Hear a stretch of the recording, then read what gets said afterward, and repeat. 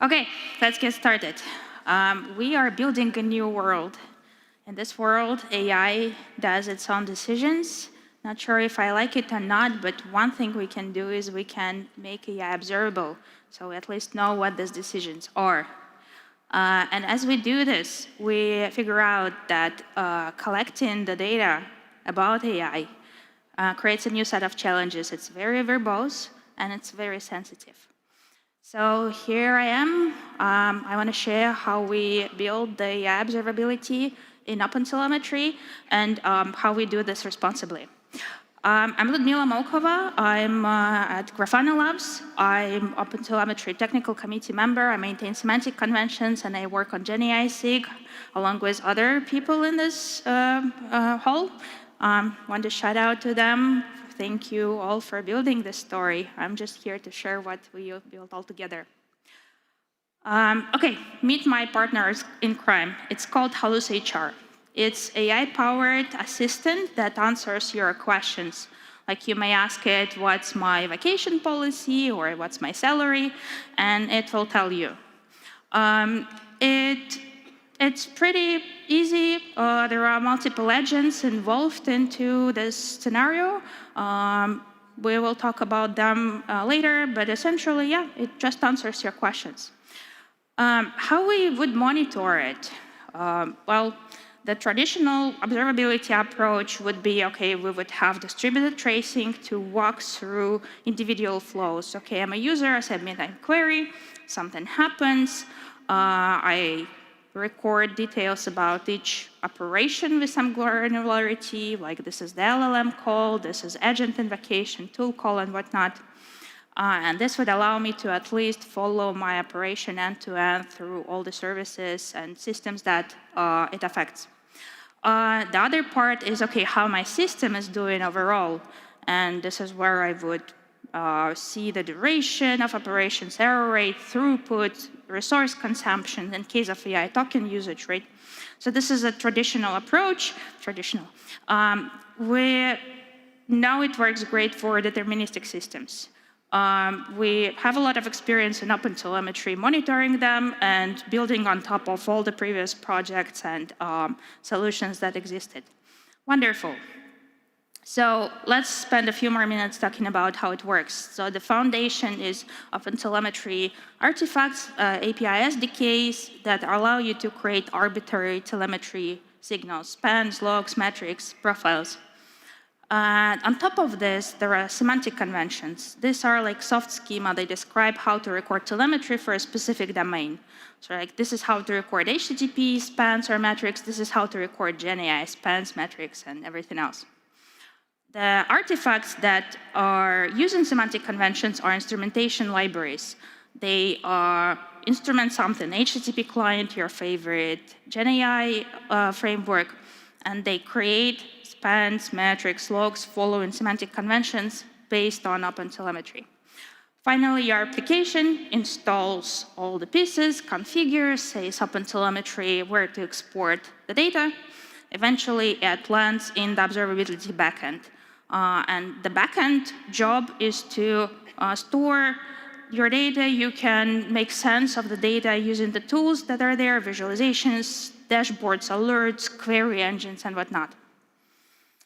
Okay, so then a few words about GenAI semantic conventions. What they are, they describe which signals to capture and include different spans, like we have spans for inference calls, for embedding calls, moving up to the agent executions, and then further away to the orchestration, the workflows. There are tool calls. We capture them as spans. And there are some metrics that allow to see aggregated token usage and latency, throughput, error rate, and whatnot. We leverage logs, aka events. We use them mostly for evaluation results capturing, but also we can record other details on them. And there are a bunch of attributes. They are essentially describe the properties of operation, things like request model, or the outcome, the token usage, and actually the chat history, as we will see. Okay, so far so good, right? Let's make things bad. So I'm logged in as Alice Johnson. I hope you see it big enough. Okay, my name is Alice Johnson here, but I'm asking I'm saying that I'm Alex Morgan, and I'm asking what's my salary. This is the name of my CEO, by the way, not real, imaginary.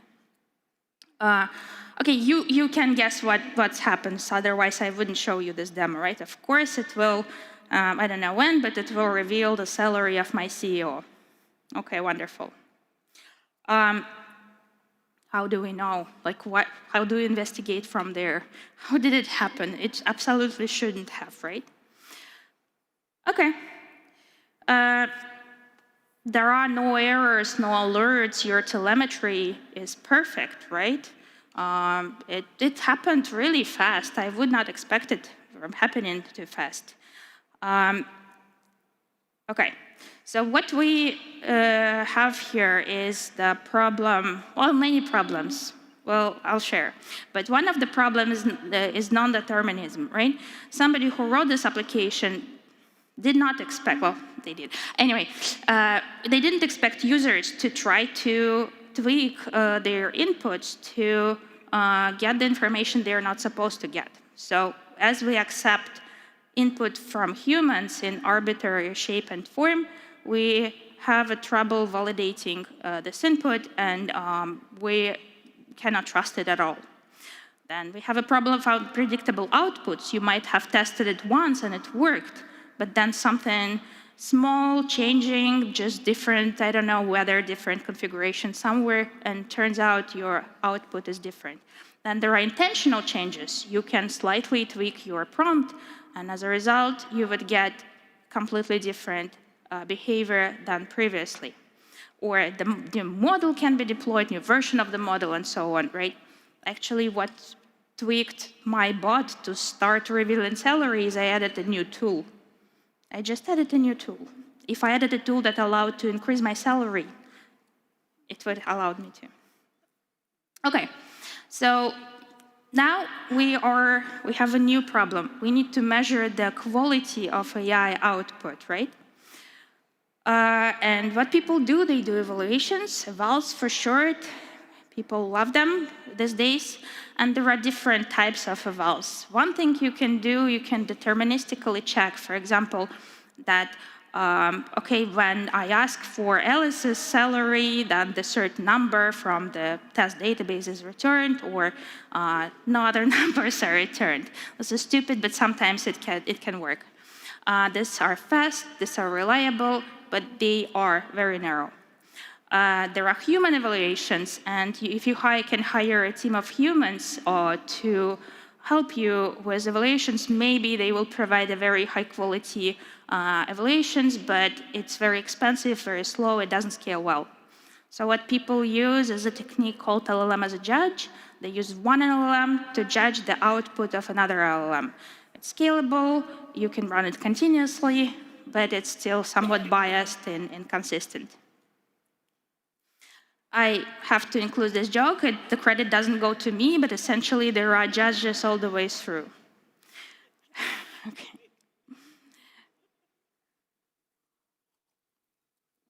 So one of the places you can run evals in, and you probably should, is before you ship. This is part of your CI. You would prepare a data set that consists of inputs, the outputs, and some criteria saying that something must happen or must not happen. If I did this, it would cut my problem, right? And this prevents known problems. You need to know ahead of time, and this is your unit test, right? It just detects regression. The production will be different, and users will start talking to your agents, and here we are. How do we know what happens in production? It might be hard to see, or maybe it's fine.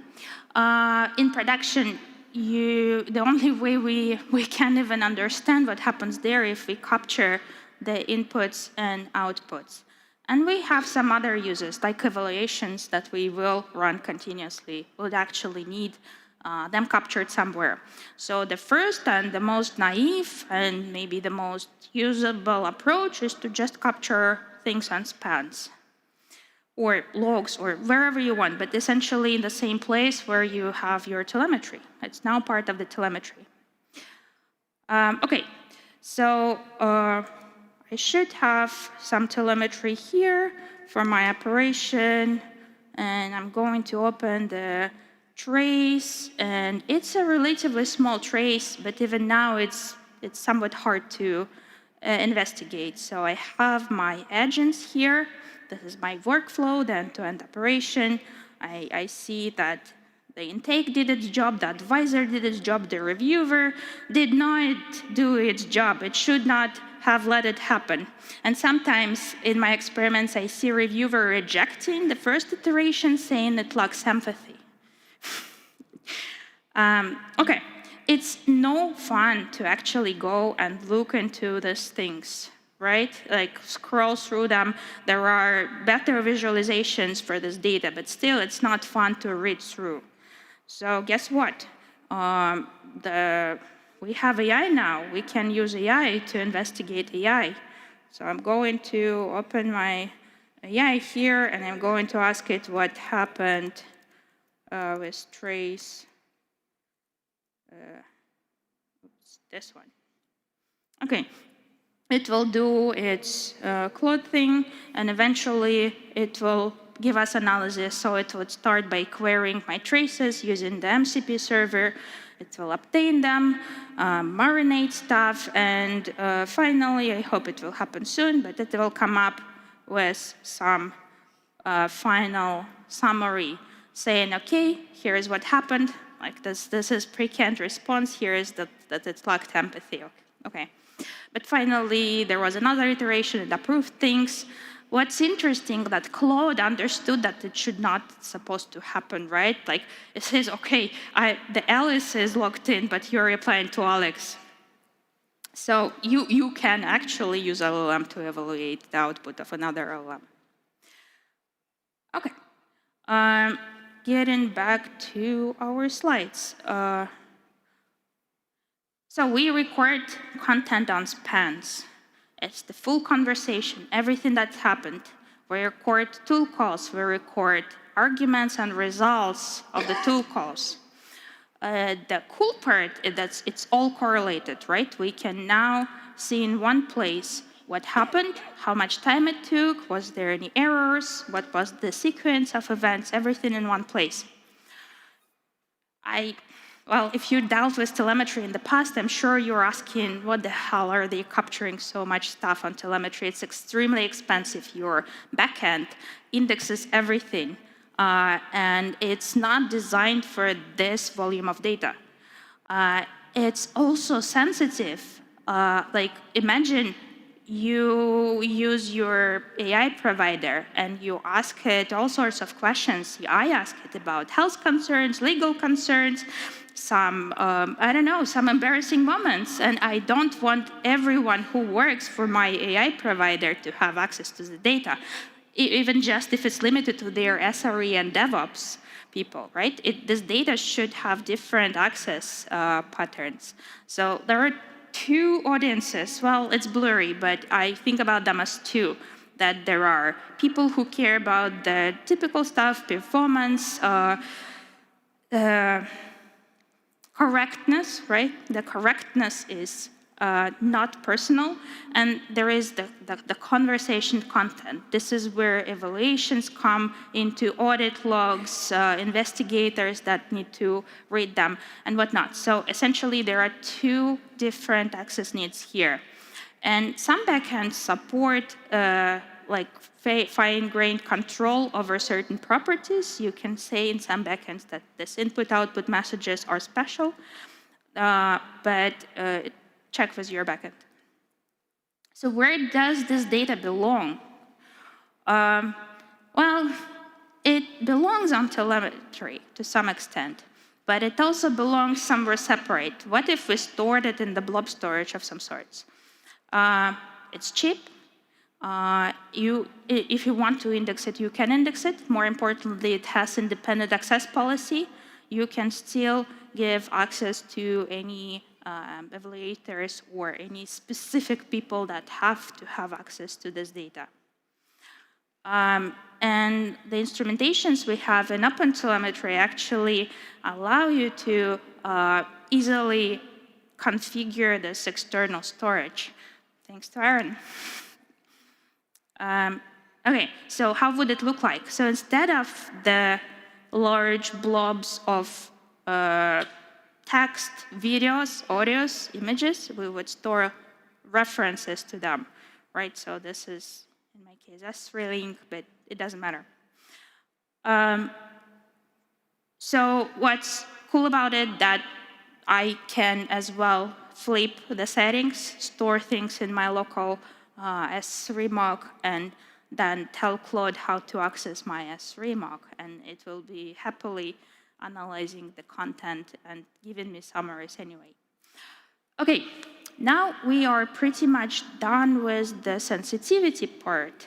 Let's talk about the evaluations. How do we assess correctness, right? So it doesn't have to look something sensitive. There could be no sensitive data to start with, but still we need to know that AI produced something meaningful that helped user. So we already talked that like the manual review and the user ratings are not awesome for the production. We needed to scale. And we are going to run LLM as a judge. We will run it continuously and hopefully asynchronously. So how do we do this? I'm not an expert in how to run evals. I don't know if there are people who know. Raise your hand if you know for sure how to run evals. That's not me. What I'm getting to is however we run them, we will record the result on the telemetry in a certain way. But let's spend a few minutes. So what is missing in my application are guardrails. These are the safety checks that run synchronously with your operation, and they don't let bad response to happen. In this case, I think the best guardrail would be to check that when I access database, that the identity I'm querying, the salary of identity I'm querying, can be accessible to the logged-in identity, right? You don't need AI for this. This is deterministic check. There are guardrails that are AI-based, but essentially this happens on critical paths, and you absolutely need to have guardrails. There are other ways people can record trajectory of agentic workflow, and you can store it somewhere, no matter where, and then you asynchronously read it and finally record the evaluation results. Interestingly enough, people are using trace data to run evaluations on, because you already capture this telemetry for some other reasons, right? Why do you also store your evaluations in a separate place? Why do you store this data separately in another place just to run evaluations? And also it contains more information. It contains you can figure out the causation of this events, and you can have access to data like user ID, right? This is what made this whole thing possible, because evaluator, Claude also, they knew user ID. Okay, so how do we record evaluation results? This is an event, also known as log in OpenTelemetry. We can identify it by name. It's GenAI evaluation result. It has the name of evaluator. In this case, it's review decision correctness. You can have any evaluation results. It could be user feedback. It could be health of your workflow. If your workflow didn't end, you can record it also as evaluation results, saying, okay, this is just incomplete workflow. If the latency threshold was breached, you can also record this is the evaluation. What's important that it has trace ID and span ID, which are of the operation it's evaluating. So then when you see your telemetry, you can also see, oh, okay, this is the operation, and this is how my evaluation service liked it or not. From now on, if you record those, you can query them. You can build dashboards. You can build alerts based on this. And it will be correlated with anything else. This is my naive attempt to build a dashboard. For evaluations, you might not see it, but it shows that the review decision correctness is 0.4 out of 1. So if it dropped or if I started like this, I would be pretty sure that something is wrong with my agent because it does not escalate to human when it should. And you can have, like in my case, I have top 10 worst operations that I can take a look at myself and say, okay, well, what happened there? Turns out all of them are actually flagged for that they are either not relevant because this not the person the salary was for, or they are disclosing something bad. Okay, so let's bring it all together. So the guardrails are essential, and they are for hard rules. We need to absolutely have them. The classic telemetry that we have, just the fact that something has happened, is not really enough for AI. We need to capture the content of that actually happened. But we need to do it responsibly. We need to respect the privacy, the sensitivity of this data, and we need to take care of our own costs. The evals we can run continuously, and they are yet another metric, like latency, like error rate, and they are based on the evaluation results. Now, all these things, they happen in scope of Web Telemetry Generative AI Semantic Convention Instrumentation Group. And there are a few people who work on it here. I want everyone to applause to them. And what we do there is we define how to record this telemetry, how to instrument libraries for this. And there are so many things you could help with if you are interested in contributing. So we have a bunch of instrumentation libraries that we would love to cover. Sorry, we have a bunch of AI libraries that we want to cover. And there is a new AI library every hour. If you have some gotchas and great experience observing your AI application in production, and you are ready to share it with open source community, we would love to know what works for you, what doesn't work. We have a lot of new features coming. A lot of people want to instrument specific aspects of their AI stuff, and we would love to help with reviews and just general feedback, participation, and discussions. If you want to get in touch with us, talk to me, talk to Aaron. He is here right in front of me. Please talk to Aaron. We have regular SIG meetings. Come join them. And we are on the Open Telemetry Semantic Conventions to talk about general stuff. If you want to check out the demo code, it's all there. You can run it. You can fix my stupid bugs. Okay, and with this, thank you. If you have any feedback about the talk.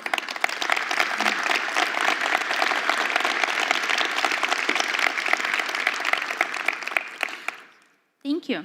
Do we have any questions? There are 2 microphones you can.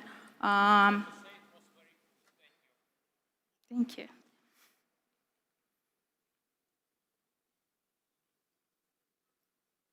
So, no questions? I have 1 question. Oh. Thanks. Yep. Sorry, on the right. First of all, thanks for the talk. Very nice. Have you thought about the stuff that is not critical but still relevant for the users? For example, things that refer to temporal contexts or objects, for example, like devices, references, where the user can still access both of these items, but if the LLM picked the wrong one, it will definitely give him a wrong result. And will not satisfy his, kind of his requests. Yeah, if I understand the question correctly, that the context we give to LLM is important, and we need to make sure we give it the right context. Yeah, basically it's the problem that the LLM inferred the wrong context, but none of your rules would capture that, at least at the moment. Yeah, so what we try to do, we capture everything that goes into LLM, right? All the inputs and outputs. And it's a good question whether evaluations can catch that. But yeah, hopefully they do. But also, we need to make sure we write our logic correctly, right? It's just a matter of software engineering. Even in the past, we could write the wrong query to the database. Okay, thank you. Yeah, thank you. Another question from my side. I would like to understand if the AI vendors are showing interest on this special interest group.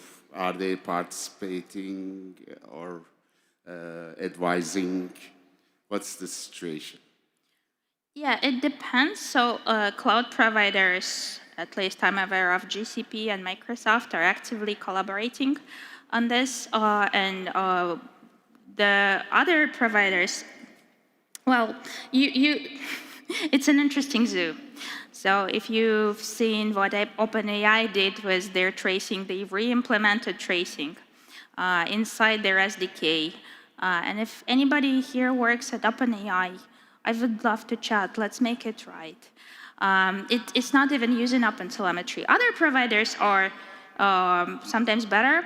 You can actually configure Claude to export telemetry to OTel, and it would show you the token usage per user, some chat history.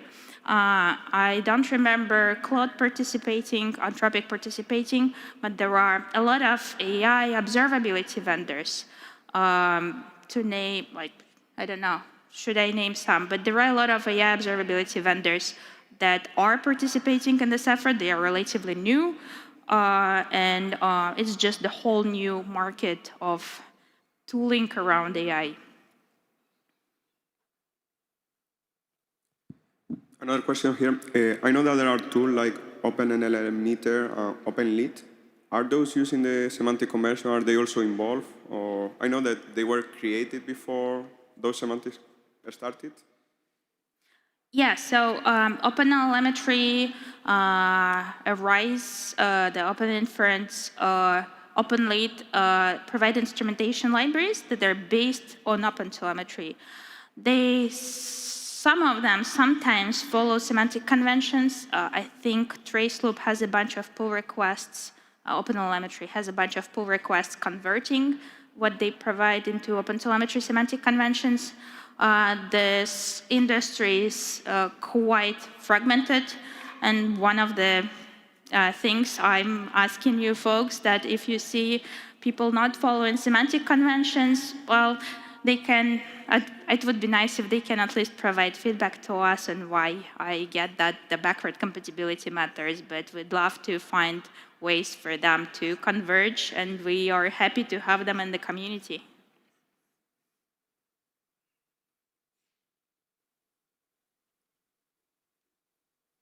Do you see any risks that users could abuse these evals? Maybe if you would prompt inject something and mess up the metrics, etc. Especially if you use a cheap model for the evals.